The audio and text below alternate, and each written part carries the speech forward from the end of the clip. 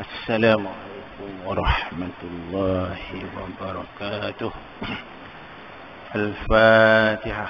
بسم الله الرحمن الرحيم. الحمد لله رب العالمين الرحمن الرحيم مالك يوم الدين إياك نعبد وإياك نستعين اهدنا الصراط المستقيم صراط الذين أنعمت عليهم غير المغضوب عليهم ولا الضالين آمين. بسم الله الرحمن الرحيم.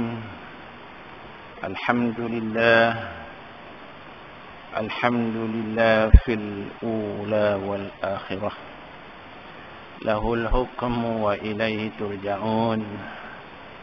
أشهد أن لا إله إلا الله وأشهد أن محمدا رسول الله، إمام المتقين، قائد الدعاء في المجاهدين، خاتم النبيين وسيد المرسلين، صلوات الله وسلامه عليه وعلى آله وصحبه أجمعين. أيها الناس اتقوا الله، أوصيكم وإياي بتقوى الله فقد فاز المتقون. وتزودوا فإن خير الزاد تقوى. أما بعد لله تعالى. Yang saya hormati Tuan Imam, tuan-tuan muslimin, muslimat, rahimakumullah. Mudah-mudahan dirahmati Allah. Amin ya amin rabbil alamin. Bersyukur kehadrat Allah Subhanahu wa taala kerana diberi kekuatan dan ruang kepada kita untuk berada dalam rumah Allah, berada dalam majlis ilmu. Mudah-mudahan Allah Subhanahu wa taala menerima amalan ketaatan kita, menurunkan barakah dalam majlis kita, memberi kekuatan untuk beramal dengan tuntutan Islam. Amin ya rabbal alamin. Jadi kita sambung tuan-tuan Tafsir Al-Munir juzuk 1 karangan Dr. Wahbah Az-Zuhaili rahimahullahu alaihi. Kita sampai pada muka surat 179. Tajuk sifat tamak dan kesalahan kaum Yahudi serta balasan yang menimpa mereka. Kita baca ayat dia. Bismillahirrahmanirrahim. Wa iz qultum ya Musa lan nasbira ala ta'amin wahid فادع لنا ربك يخرج لنا مما تنبت الأرض من بقلها وقثائها وفومها وعدسها وبصلها قال أتستبدلون الذي هو أدنى بالذي هو خير اهبطوا مصرا فإن لكم ما سألتم وضربت عليهم الذلة والمسكنة وباءوا بغضب من الله ذلك بأنهم كانوا يكفرون بآيات الله ويقتلون النبيين بغير الحق ذلك بما عصوا وكانوا يعتدون. Sadaqallahul azim. Ayat 61. Sifat tamak dan kesalahan kaum Yahudi serta balasan yang menimpa mereka. Jadi dalam kuliah yang lalu kita telah terangkan, bincangkan, kongsikan bersama bagaimana keadaan Yahudi Bani Israel yang dihukum oleh Allah Subhanahu wa taala teronta-ronta di padang pasir Saharutih selama 40 sana. yatihuna fil ardi arba'una sanah, teronta-ronta di padang teh selama 40 tahun. Dalam masa 40 tahun itu mereka berada dalam mihnah, ujian ya, daripada Allah Subhanahu wa taala, dan banyak perkara-perkara yang berlaku yang telah diterangkan sebelum ini, mana salwa, terpancutnya air dan sebagainya, ada zillah, awan yang memayungi mereka ya. Dan sampai ke tahap mereka jemu, asyik menghadap benda yang sama, cuba minta kelainan sikit dan memohon kepada Nabi, minta pada Nabi Musa supaya memohon kepada Allah Subhanahu wa taala supaya mereka juga dibenarkan makan makanan yang lain. Antaranya yang kita telah bincangkan ialah baqliha wa kisaiha wa fumiha wa adasiha wa basaliha ya, iaitu daripada hadrawat tumbuh-tumbuhan yang kalau mengikut ahli tafsir bukan setakat buah sayur-sayuran sahaja ya. Ahli tafsir menyebut yang dikata baklun tu lagi lebih luas, iaitu kullu ma laysa lahu saqun, semua tumbuhan yang tidak ada batang. Tidak ada batang banyak, bayam tak ada batang ya. Batang besarlah ya. Yang itu termasuklah kacang apa semua itu yang ada di al-ard ya. Jadi di sini ada yang berbentuk tumbuh-tumbuhan hijau ya. Jadi ada yang minta kisaiha ya, iaitu minta makan mentimun ya, mentimun ya. Mentimun yang kata bakliha tadi, yang akak dia di bawah lah, yang timun ni di atas, dia lain, dia tak masuk bakliha ya. Itu ada juga dalam ayat ni dikatakan wafumiha ya, fum ya, fum iaitu ataupun bawang putih. Ada yang kata riwayat adalah hintah ya, hintah gandum ya, sum. Ada riwayat yang mengatakan sum, ada riwayat yang membaca pum. Diterangkan dalam kuliah yang lalu, wa adasiha, adas, kacang adas ya, dan kemudiannya bawang. Yang kesemua ini kalau nak dibandingkan dengan mana dan salwa, kuranglah standard dia. Tapi nak sebab macam mana manusia ni dia ada kehendak, dia ada syahwat dia ya.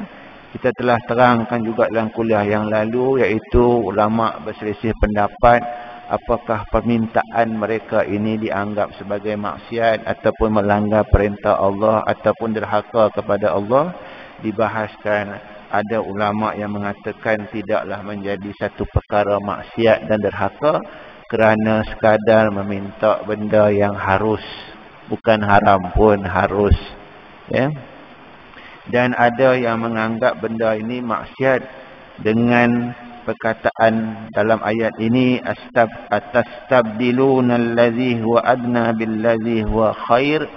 Ayat ni uslub dia bukan nak tanya, nak tunjuk Tuhan kata, apa kamu ni nak tukar benda yang lebih rendah dengan benda yang lebih elok, benda yang lebih elok dengan benda yang lebih rendah darjatnya.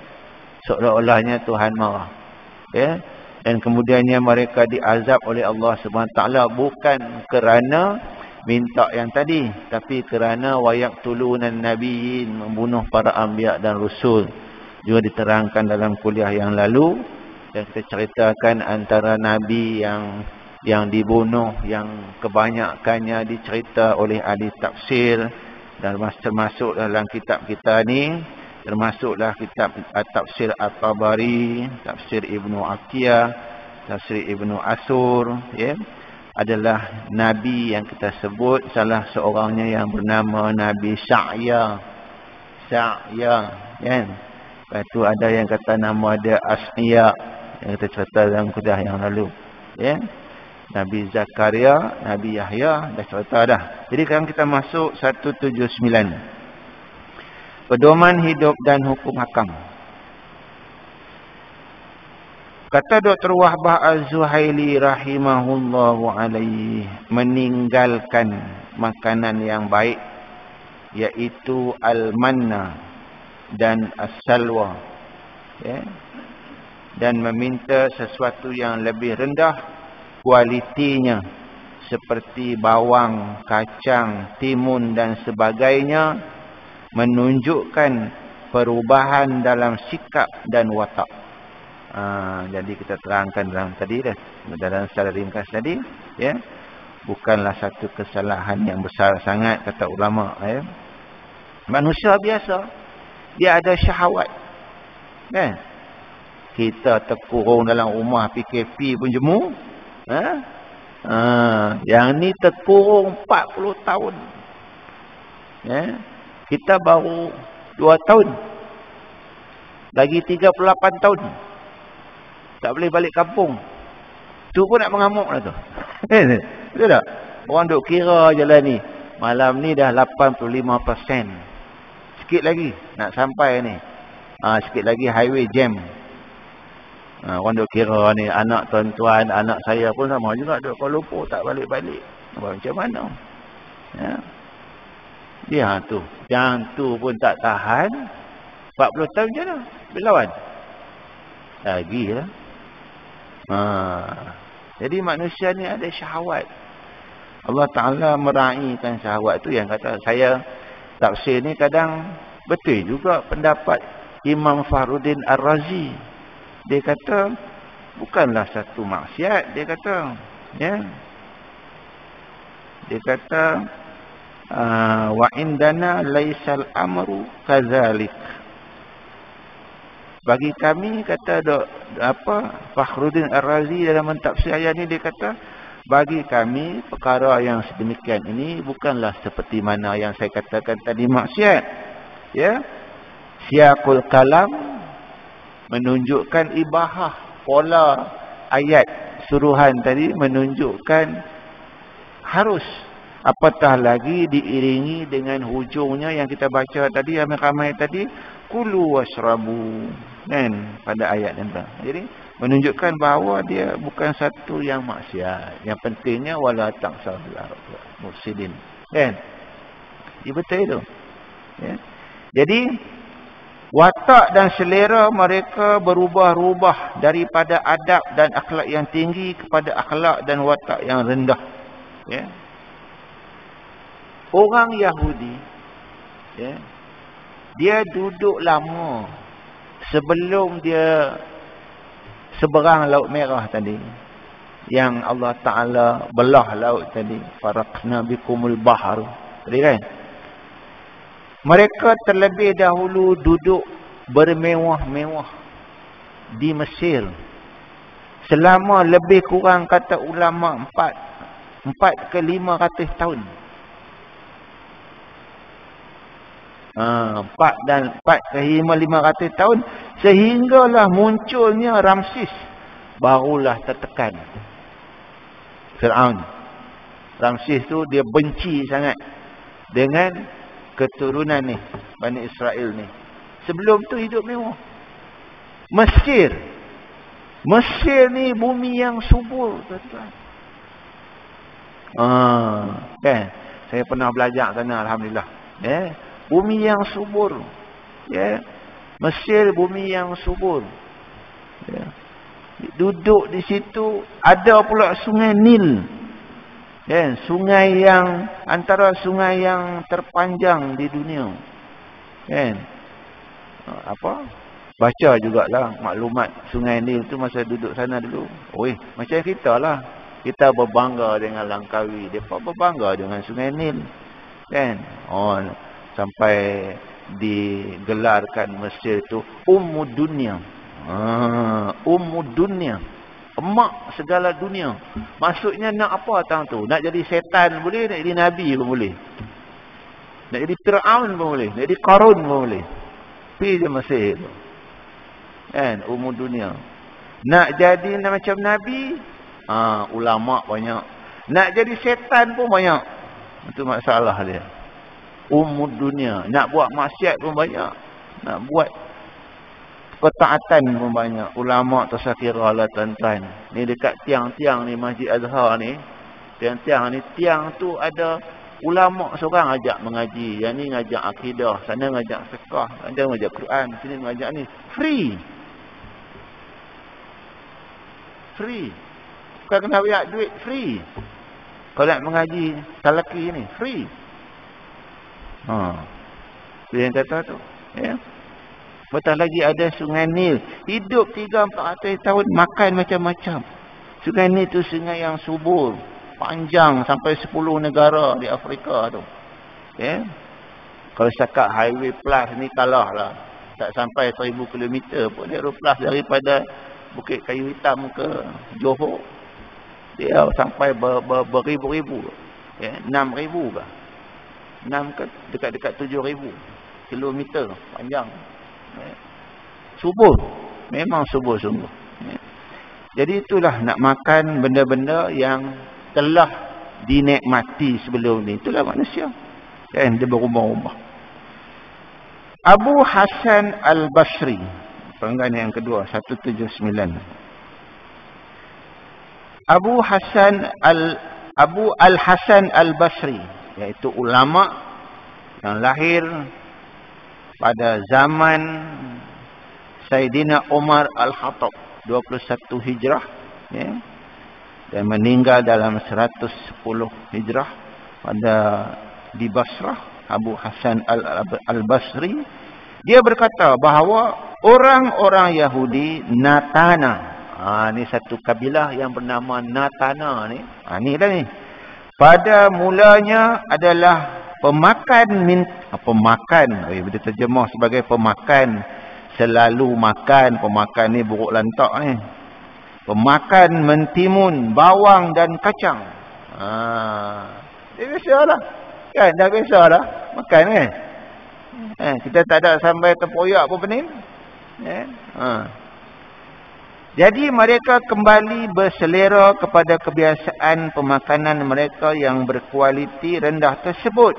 Mereka merunggut sambil berkata, dalam kumpulan grup yang terkurung di Saharus Saina tu, di Padang Teh tu, ada kumpulan Yahudi Natana. Kata Hasan Al-Basri. Jadi dia dah biasa. Kami tidak sabar tahan dengan satu jenis makanan sahaja. Itu yang kata ayat tadi tu. Lan nasbir ala ta'amin wahid. Tak sabar dah. Tak tahan dah ni. Nak makan benda lain pula. Ini menunjukkan bahawa mereka tidak menyukai makanan itu dan tidak menghargainya. Seolah-olahnya mereka meminta makanan yang ada dilupuskan dan di tangan minum makanan yang lain. Dia kata Hasan Basri, dia minta tak bersyukur. Kata Hasan Basri, ini jenis tak bersyukur. Jadi ini jenis kumpulan yang tak bersyukur, kata Hasan Basri.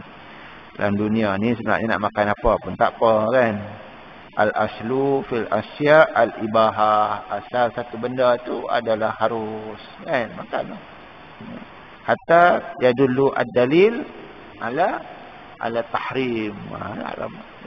Makan apa makanlah. Misalnya, tapi dalam kes ni nampak kata Hasan Basri macam orang tak bersyukur. Ya. Dah lah mana tu datang free. Mai tangkap ya. Ya. Mana ruang salwa mai tangkap ya. Ya. Salwa mai tangkap je. Mana turun dengan mulut je. Ya, macam madu. Sehubungan dengan itu, menurut pendapat jumhur ulama, berpandukan hadis yang sabit bahawa hukum memakan bawang merah dan bawang putih serta semua jenis makanan yang berbusuk adalah harus makan. Ya. Bagaimanapun orang yang memakannya hendaklah menjauhi diri dari tempat perhimpunan orang ramai seperti masjid dan lain-lain. Mesti ada satu hadis Nabi SAW yang melarang. Bukan melarang. Maksudnya bukan larang makan. Jangan datang masjid dalam keadaan berbau kerana rahihu.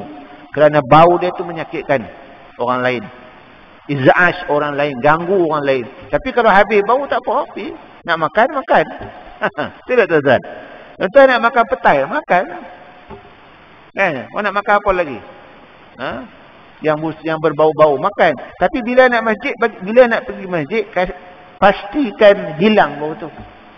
Itu memang ada daripada hadis Nabi. Pastikan hilang, nak makan harus. Nak makan harus. Petai, jering, jeduang, apa benda kan nak makan, makan. Tak apa, harus. Tapi bila nak main masjid, ra'ih tu. Ra'ihuhu. Hadis kata, bau tu menyakitkan. Jadi, benda tu ada elah dia. Hilang elah dia harus. Tak ada masalah. Ada elah. Buang elah dia tu. Hilang bau dia. Makan pi. Tu dia kata harus. Tu ulama kata harus. Dalam situasi tertentu kena buang supaya raih dia tu. Banyak benda tu. Bagaimanapun orang yang makannya, tu dia sambung lagi, betul lah tu. Bagaimanapun orang yang makannya adalah menjauhkan diri dari tempat perhimpunan orang ramai seperti masjid dan lain-lain, agar tidak menimbulkan rasa kurang selesa mereka yang menghidunya. Itu maksudnya. Ya, bukan tak boleh makan, makan. Bukan tak boleh makan, makan. Itu saya kata, asal satu benda tu harus makanlah. Kan? Tapi bila ada elah dia berubah. Berubah. Macam itulah. Ya. Abu Sa'id Al-Khudri meriwayatkan bahawa ketika para sahabat memakan bawang putih dalam peperangan Khaybar.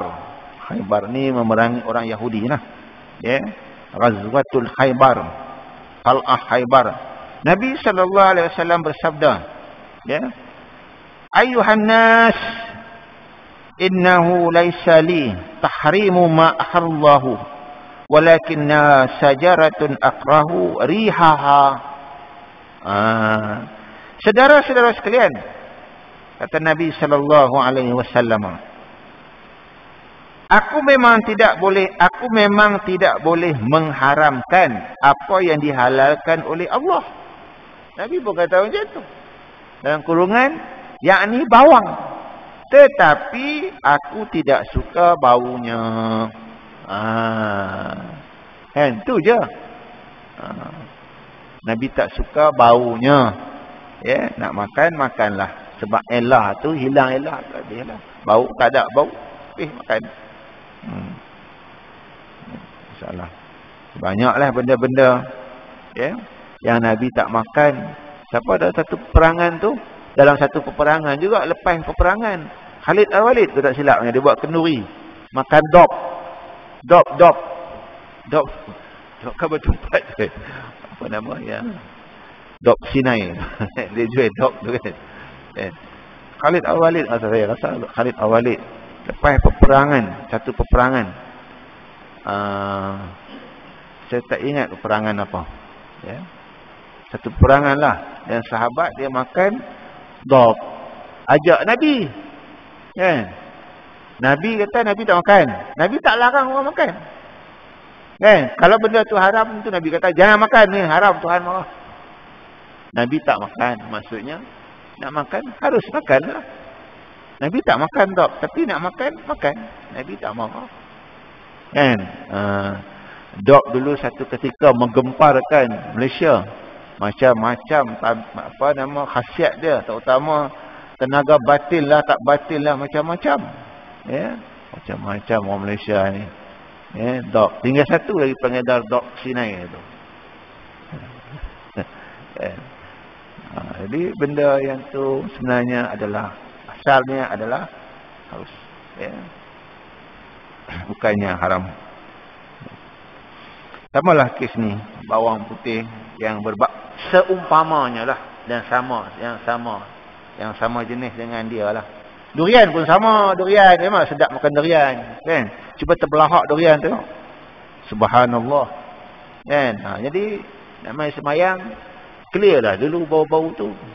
Tapi dah sendawa nak buat macam mana ustaz? Itu nasib lah, kan? Tengah-tengah sujud tu, dia nak buat macam mana, kan? Dia bergas, kan? Macam mana? Tapi benda ni durian pun masuk. Durian pun masuk. Bukan cakap bawang je. Semua. Elah dia adalah rih dia. Rih. Itu sebab kita baca hadis tu. Akrahu, aku benci. Akrahu tu aku benci. Makruh. Aku tak suka. Rihaha. Rih. Rih bau. Hilang bau. Selesai. Elah dia. Masalah. Ayat ini, tengok Dr. Wabah Az-Zuhaili kata. Betul lah tu, dia ambil iktibar pengajaran. Ayat ini juga menunjukkan keharusan memakan makanan yang berkualiti dan lazat-lazat. Dah. Dan tadi pasal apa pula nak tukar elok pada tak elok. Jadi Nabi Muhammad SAW sendiri menyukai manisan, madu serta air sejuk yang nyaman diminum. Itu makanan kesukaan Nabi. Ya, al-halib, al-laban, semua tu adalah makanan.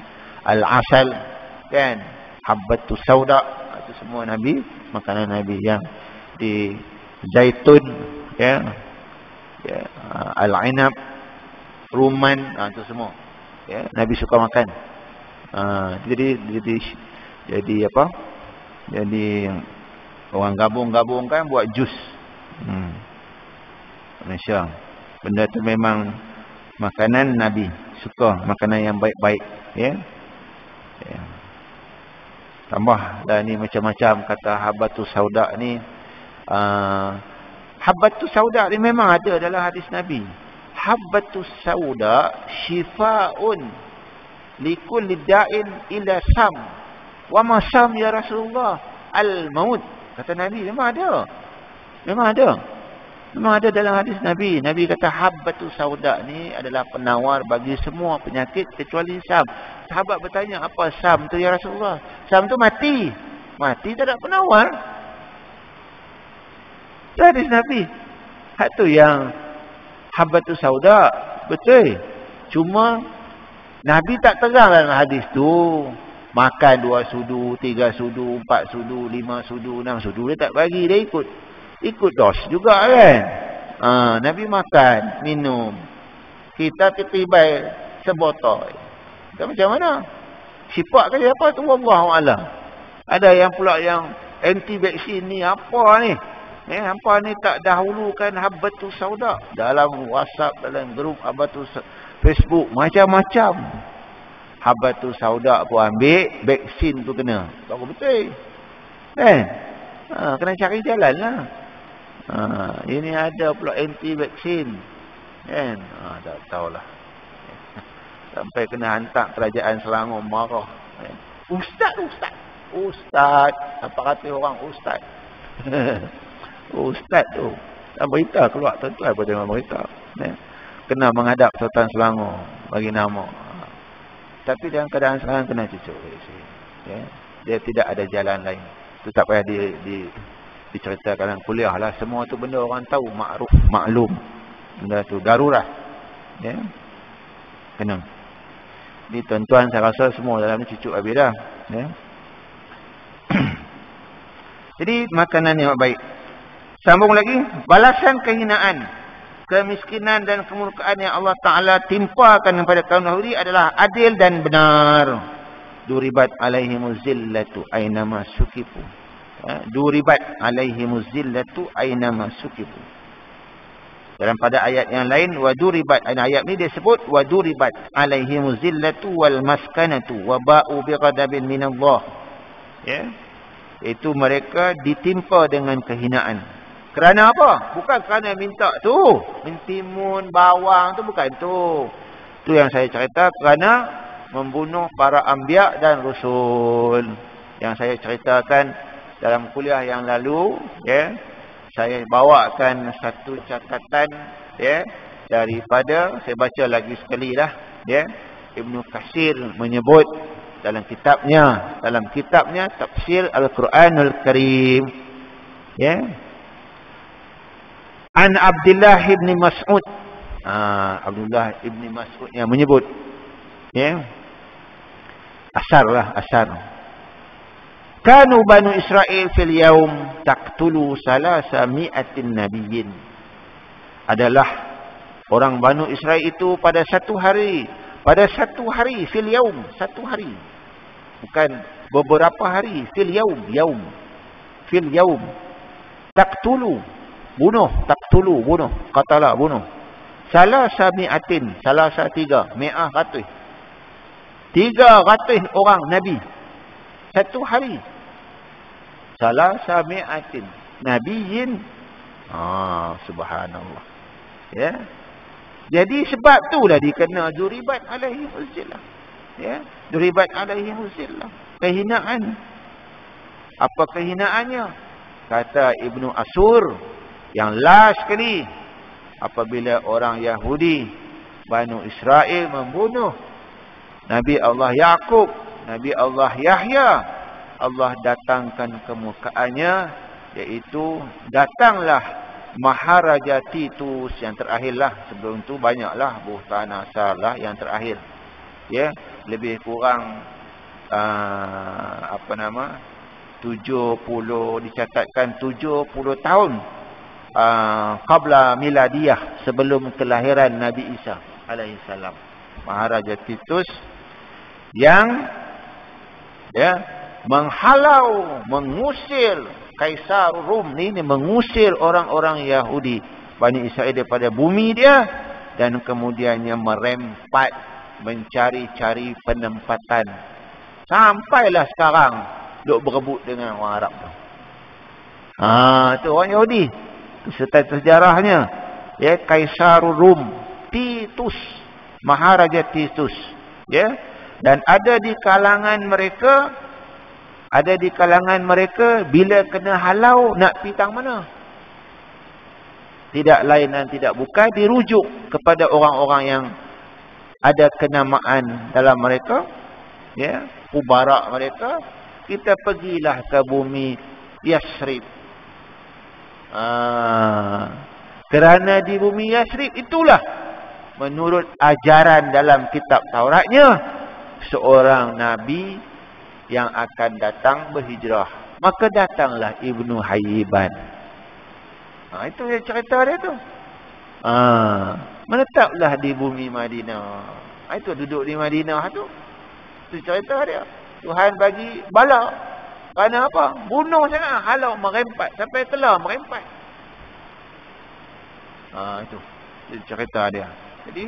Jadi kata Dr. Wahbah Az-Zuhaili rahimahullahu alaihi, dia kata balasan kehinaan, kemiskinan, kemurkaan. Dan saya pun cerita dulu dalam kuliah yang lalu, berapa kali ulang tak tahu dah. Dan cerita saya mengajak, saya cerita orang Yahudi dibenci sampai akhir zaman pun.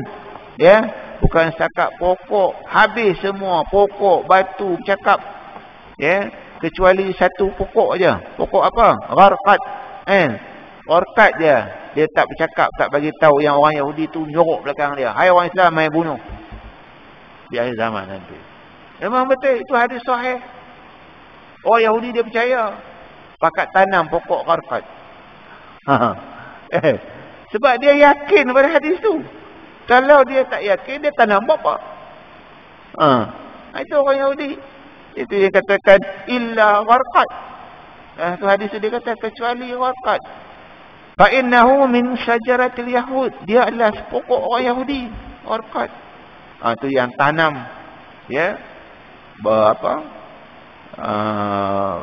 Beratus-ratus juta.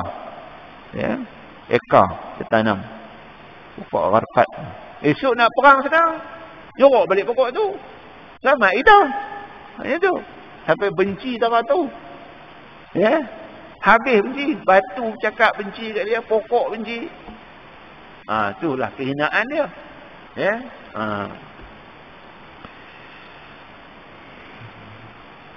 Iaitu sikap bongkak terhadap kebenaran, enggan tunduk kepada ayat-ayat Allah Subhanahu wa ta'ala, suka menghina pembawa syariat. Pembunuh syariat siapa dia? Al-Anbiya wa Rusul. Yaitu para nabi dan pengikut mereka, sehingga mereka sanggup membunuh para nabi dengan kejam dan ganas, dengan membelakangkan kehendak syarak. Sebab apa dia bunuh? Sebab dalam sangkaan mereka, keimanan mereka yang salah, itu adalah satu perkara yang benar, hak. Itu semua amani, angan-angan dia. Ataupun kata khayali, khayalan dia kata. Dan kita tafsir. Ini. Ya. Sebab apa? Sebab orang Yahudi ni, ya, dia kata apa? Satu kitab tu, Muqaranatul Adyan. Dia kata orang Yahudi ni dia menganggap, ya, para anbiya dan rasul ni tidak lebih kepada al-aba wal batarikah saja. Bapak-bapak dan pahlawan-pahlawan agung mereka saja. Sampai ke tahap tu. Sampai ke tahap mereka ni, para anbiya ni, hanya standard dia al-aba. Abun, bapak-bapaknya yang menyambung generasi mereka. Kalau tak ada mereka, tak ada kita. Tapi saya macam tu je. Tak ada peranan apa pun. Batarikah, pahlawan-pahlawan yang menyelamatkan kita. Dia kata satu, apa nama, lupa nama doktor tu. Doktor Audullah Hijazi nama dia. Audullah Hijazi. Ya, dalam Muqaranatul Adyan, perbandingan kitab, perbandingan agama. Dia kata Dr. Audullah Hijazi. Ini orang Yahudi kata. Dan dia nakalkan teks tu daripada kitab dia, kitab Talmud dia. Ya. Kitab Talmud yang dibaca tu, yang seleweng, memang dah seleweng dah. Ya, dia kata tak lebih daripada tu. Sebab dibunuh. Padahal, kata Dr. Wahbah Az-Zaili 179, padahal mereka tidak mempunyai hak berbuat demikian. Justru para nabi terpelihara daripada melakukan sesuatu yang menyebabkan mereka perlu dibunuh. Pasal apa kena bunuh? Tidak ada seorang nabi pun wajar dihukum bunuh. Ya. Sambung 180. Allah SWT telah mengesahkan perkara ini dalam firman-Nya tanpa nas dan syarat yang sah pada ayat yang kita bacakan tadi. Wa yaqtulunan nabiyina bighairil haq. Maksudnya pada sangkaan mereka bunuh nabi tertentu, padahal Allah Taala melarang pembunuhan satu dosa besar kerana mereka anbiya dan rasul.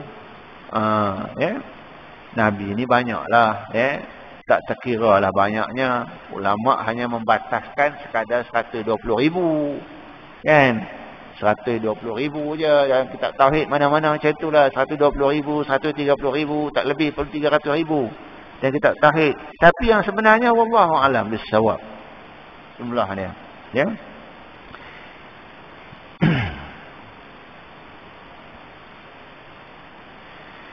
Imam Ahmad, muka surat 180 Imam Ahmad ni musnad Imam Ahmad lah, musnad kita hadis dia lah. Meriwayatkan daripada Ibnu Mas'ud, Abdullah bin Mas'ud, bahawa Rasulullah sallallahu alaihi wasallam bersabda, asaddu nas azaban yaumal qiyamah rajulun qatalahu nabiyyun aw qatala nabiyyan wa imamu dalalati wa mumassilun minal mumassilin. Ya. Orang-orang yang paling dahsyat diseksa pada hari kiamat adalah orang yang dibunuh oleh nabi, orang yang ialah orang yang dibunuh oleh nabi, orang yang membunuh nabi. Dibunuh tu kerana memerangi risalah Islam. Nabi disuruh memerangi. Ada nabi-nabi bawa syariat, dalam syariat dia kena mujahadah, jihad fi sabilillah. Yang dibunuh tu tentulah kaya kepala. Yang bunuh Nabi lagi lah. Nabi bawa risalah. Para anbiya dan rasul kan membawa risalah tauhid. Tak bawa risalah pun bawa contoh. Ya, untuk diri sendiri, untuk dicontohi. Ya. Pemimpin yang sesat dan para pencincang mayat. Tu. Ya. Sekiranya timbul persoalan Bagaimana pula boleh dibiarkan orang kafir membunuh para nabi? Persoalan ini dijawab demikian itu dengan mungkin untuk menambah darjat kemuliaan. Nanti ada orang tertanya-tanya, kata Dr. Wahbah Zahiri, Nabi ni kena bunuh pula. Tuhan ni tak jaga Nabi ke? Tuhan ni tak jaga Islam ke? Tak jaga Nabi, tak jaga Islam lah. Kenapa Nabi kena bunuh? Tuhan kan ada kuasa. Nabi Yahya, Nabi Zakaria kena bunuh. Di sini timbul, ada bunyi dah. Di sini timbul, saya nak bagi tahu, di sini pun ada khilaf antara ulama tentang Nabi Zakaria. Ada khilaf di kalangan ulama tentang Nabi Zakaria sama ada dibunuh ataupun tidak. Ada riwayat kata dibunuh, ada riwayat kata tak kena bunuh. Siapa yang meriwayatkan? Orang yang sama daripada sanad yang berbeza. Orang yang samanya maksudnya seorang rawi yang bernama Wahab bin Munabih. Dia riwayat daripada Ibnu Abbas. Orang yang sama tapi berbeza. Ada yang kata tak boleh pakai riwayat ni, tapi itu perbahasan dalam tafsir. Ada yang kata tidak dibunuh, ada yang kata dibunuh. Dan Zakaria dibunuh. Yang dikatakan saya ceritakan, dia menyuruh bawa celah duk ligan Nabi Zakaria tu, Allah Ta'ala buka ruang pokok tu, dan untuk dia bersembunyi dalam tu. Jadi orang Yahudi duduk terkepung tu cari-cari. Iblis bagi tahu, ada riwayat bagi tahu. Iblis bagi tahu yang Nabi Zakaria duduk dalam tu. Itu yang dibunuh tu. Ada satu riwayat ceritakan macam tu. Tak, ada satu riwayat kata tak, Nabi Zakaria tidak dibunuh. Ini pun ulama selisih. Saya cerita dua-dua. Jadi tak usah ada bergaduh lah yang tu. Itu semua pendapat ulama. Ada yang kata dibunuh, ada yang kata tidak dibunuh. Yang riwayat ceritanya adalah Wahab bin Munabih daripada Ibnu Abbas. Dua riwayat yang berbeza. Ada yang kata Ibnu Abbas, ada yang kata ni Wahab bin Munabih ni tak boleh pakai. Dia banyak meriwayatkan riwayat Israiliyat. Tapi ada ulama kata dia ni siqah, boleh pakai. Jadi macam mana? Jadi tak sadar petikai layan tu. Itu yang dikatakan tu persoalan. Kalau Nabi kena bunuh pun, kata Dr. Wahbah Zahiri, saya berhenti untuk menambah darjat kemuliaannya. Wala taqulu liman yuqtaluna fi sabilillahi amwata bal ahya'um inda rabbihim. Orang yang kena bunuh tu bukan mati, hidup di sisi Allah Subhanahu wa taala. Mulialah darjat dia. Ini katakan. Yang last sekali ujung. Saya nama pasal saya berhenti. Samalah seperti orang mukmin yang terbunuh jalan Allah ini. Ini bukan bermakna satu penghinaan Allah kepada mereka, tetapi ia adalah sebaliknya. Ibnu Abbas Hasan Al-Basri berkata, tiada Nabi yang menjadi mangsa pembunuhan, melainkan Nabi yang tidak diperintahkan dalam syariatnya untuk berperang. Akan tetapi setiap Nabi diperintahkan berperang, lumrahnya mereka mendapat kemenangan. Kalau Nabi pergi perang saja, insya Allah menang. Kecuali kalah tu dalam peperangan apa? Dalam peperangan Uhud. Tujuan dia untuk tarbiyah an-nafsi. Tamak, haloba, harta benda turun, kemudiannya patah balik belakang, pemanah dan naik, habis kalah dalam Ghazwatul Uhud. Nak bagi pengajaran haloba dengan harta rampasan perang ghanimah. Tu ada dalam cerita dalam Quran tu. Kalau pergi perang menang. Apa nama? Wa kana Allahu ala nasril mu'minina haqqan. Allah benar-benar akan memenangkan orang Islam, pastilah. Jadi saya minta maaf, lewat sikit je. Saya minta maaf tuan-tuan, saya minta ampun daripada Allah Subhanahu wa taala. Habis kita masuk tajuk yang baru. Aqulu qauli hadza wa astaghfirullahal azim. Subhanakallah bihamdika asyhadu an la ilaha illa anta astaghfiruka wa atubu ilaik. Bismillahirrahmanirrahim. Wal 'asr innal insana lafi khusr illa alladziina aamanu wa 'amilus shalihat wa tawassaw bil haqq wa tawassaw bis sabr. Wallahu a'lam bis-shawab. Assalamualaikum warahmatullahi wabarakatuh. Bismillahirrahmanirrahim.